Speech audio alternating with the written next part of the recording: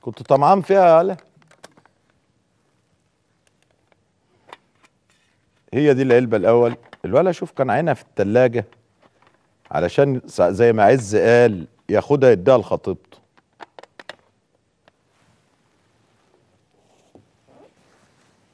هنشيل الشبورة اللي عليها دي عشان تطلع في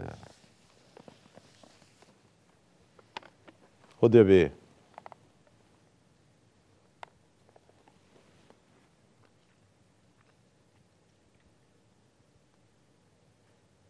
ايوه، ما تقرب شويه بالكاميرا يا عم. ولا عليه انا اشيل واحده واقوم عند الكاميرا اهي. احنا يعني اهي يا عم، احنا قاعدين مع الناس في بيوتها، مفيش اي مشكله. طيب الاضاءه، نرجع على الاضاءه اهي يا عم.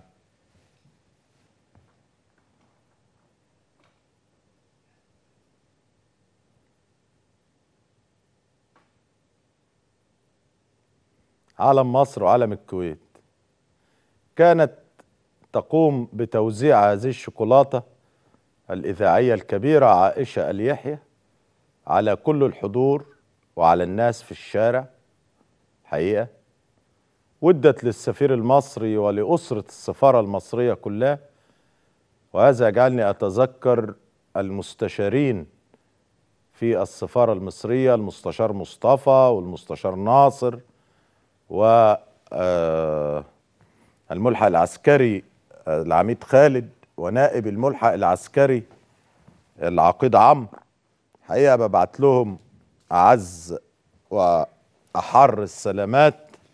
حقيقة ناس محترمين جدا،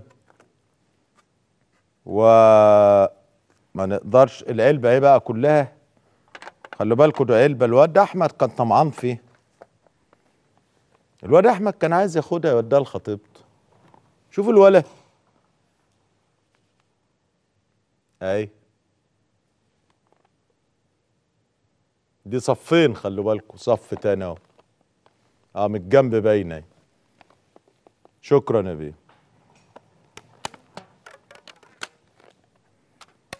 تعال يا احمد بقى خدها يلا وزعها على الاولاد في القناه ياكلوها.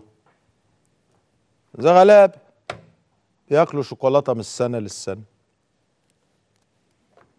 شو الواد بيضحك؟ الواد ده اهو مساعد الكاميرا قاعد يضحك. وزعوها على الكنترول. ولا توزعوها ليه؟ انا عندي سكر ما باكلش شوكولاته.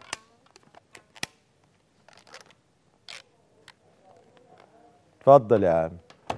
ده العيال صوتها طلع من دلوقتي ساعه ما قلت وزعها في الكنترول. يا خرابي، بنوزع لحمه؟ ده حاجه غريبه.